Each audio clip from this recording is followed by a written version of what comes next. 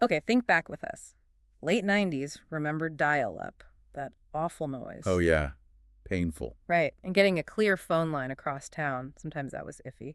Now imagine trying to build a mobile phone network across, well, pretty much all of Africa back then. Yeah, I mean, the hurdles, poverty, conflict zones, basically no infrastructure to speak of. It sounds completely impossible, doesn't it? Almost like a joke. It really does. Like, where do you even start? Putting up cell towers where there aren't really roads, power grids that are unreliable at best. And forget about consistent regulations across borders. Exactly. It wasn't just a business challenge. It was audacious. You needed serious vision, maybe bordering on, well, crazy. And that's exactly where this story kicks off, with the Sudanese engineer Mo Ibrahim. He saw those massive problems, and somehow he saw opportunity.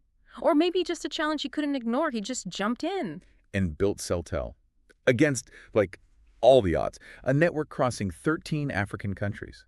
But here's the thing, it wasn't just him. This turned into a real race, a scramble to connect Africa, and two other major players emerged right alongside him. Absolutely. We've got Phuthuma Nhleko at MTN, pushing hard. Right. And then Saad Al-Borik, who eventually comes in with Zain, acquiring Celtel. Each one had a really different background, different values, a different mission, you could say. So that's what we're digging into today. We want to get inside the heads of these three guys. What made them tick? What drove them to tackle something this huge? Yeah, how did their sort of core beliefs shape how they built these massive companies?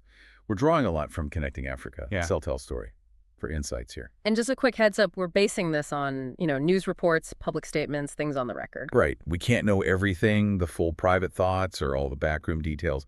So think of this as our best take based on what's out there. Okay, let's start with Mo Ibrahim, the engineer from Khartoum, born in Sudan, 1946. Pretty modest background, right? Yeah, his dad worked on the railways. Yeah.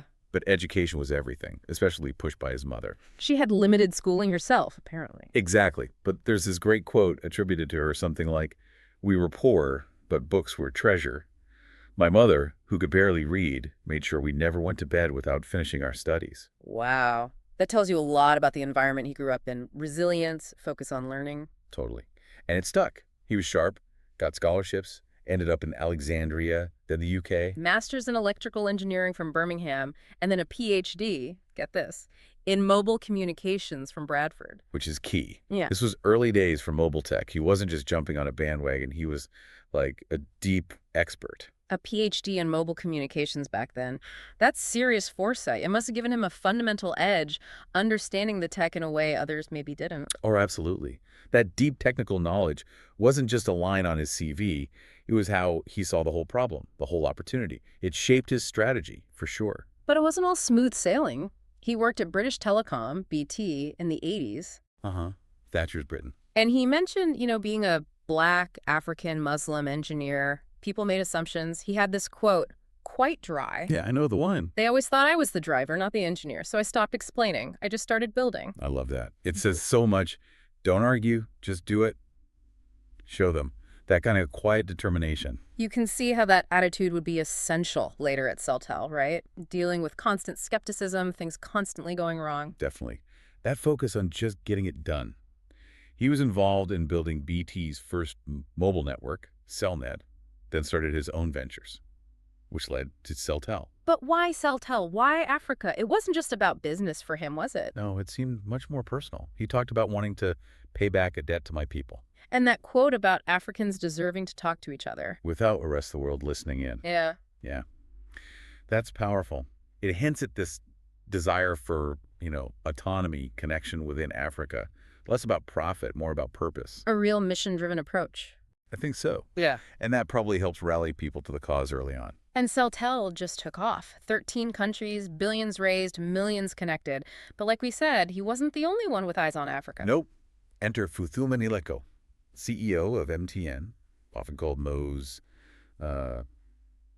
quiet rival. Similar background in some ways. Well, yes and no. Also an engineer, interestingly. Yeah. But he added an MBA from the U.S. Ohio State, Atlanta. Okay, so a different mix. Engineering plus finance and strategy. Right. And coming from South Africa, post-apartheid, a different context shaping his outlook.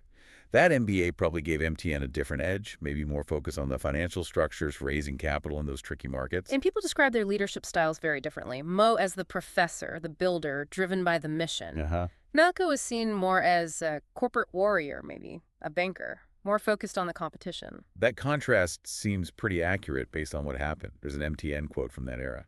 If we didn't take Africa seriously, who would? There was no blueprint, so we drew our own.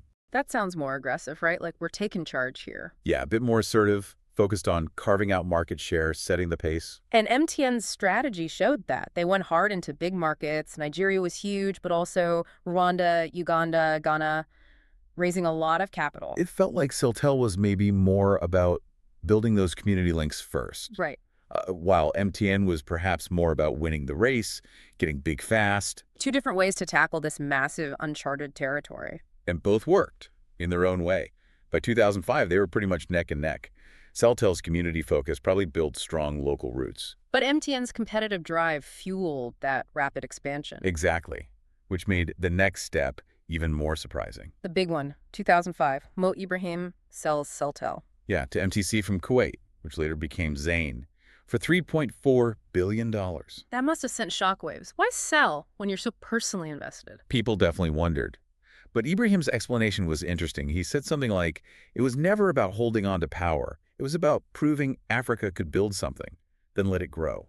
That's different. So the goal wasn't just building an empire for himself. It was about proving the concept. It seems that way. Proving it could be done, create that value, and then maybe letting someone else take it to the next level. A different kind of entrepreneurial drive. And the buyer, the CEO of Zain, Saad al-Barak, another major figure. Definitely. Another icon in this whole saga. Kuwaiti. Educated in the UK, Nottingham, and Harvard. So a global player. Very much so. His ambition wasn't just Africa. He wanted Zain to dominate across the Middle East and Africa. Buying Celtel was a huge piece of that puzzle. Did he get what Ibrahim had built? Did he understand the sort of soul of it? It really seems like he did. He had this quote when they bought it. I was not just buying a network. I was buying a legacy. Wow, legacy. That's strong. And he even called the Celtel team the soul of African telecom. That's pretty poetic for a CEO, right? Yeah, they called him a poet and a capitalist. That's a fascinating combination. It is. He clearly saw the numbers, the assets, but also the intangible stuff, the brand, the people, that pioneering spirit Ibrahim fostered. He got that it was more than just towers and licenses. So looking back at these three, you've got Mo Ibrahim, the kind of ethical rebel, mission first. Right. Phuthuma Nhleko, the competitive tactician, driving for market leadership. The corporate warrior. And Adel Barak, the poetic dealmaker, seeing the big picture, the legacy, all aiming to connect Africa, but from such different angles. And their stories don't just end there either. After the sale, Mo Ibrahim pivots, right? Starts his foundation focusing on good governance. The Mo Ibrahim Prize for African Leaders, that famous $5 million prize. And his logic was clear. He said, we can't build businesses in chaos. Good governance is not charity, it's infrastructure, linking good leadership directly to economic progress. Makes sense. What about Nhleko? He became a huge figure in South African business, really respected. MTN grew massively under him, went from a few million subscribers to like over 100 million. Wow. And he ended up on major global boards, BP, Anglo-American,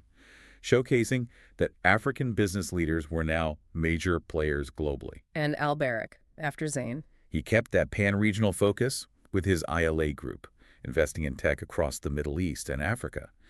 And he still had this kind of philosophical view. He once called Africa not a market, but a movement. A movement. Interesting. That suggests something dynamic, still unfolding. Exactly. A belief in the potential beyond just spreadsheets.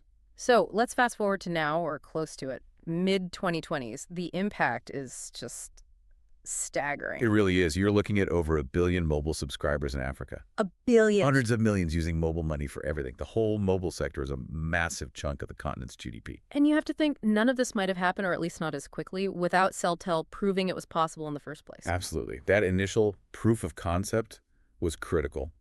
Ibrahim showing it could be done against all odds laid the groundwork. It unlocked so much investment and belief. So, summing up their legacies, Mo Ibrahim. Build ethically. Inspire others. Yeah, showed you could build with purpose.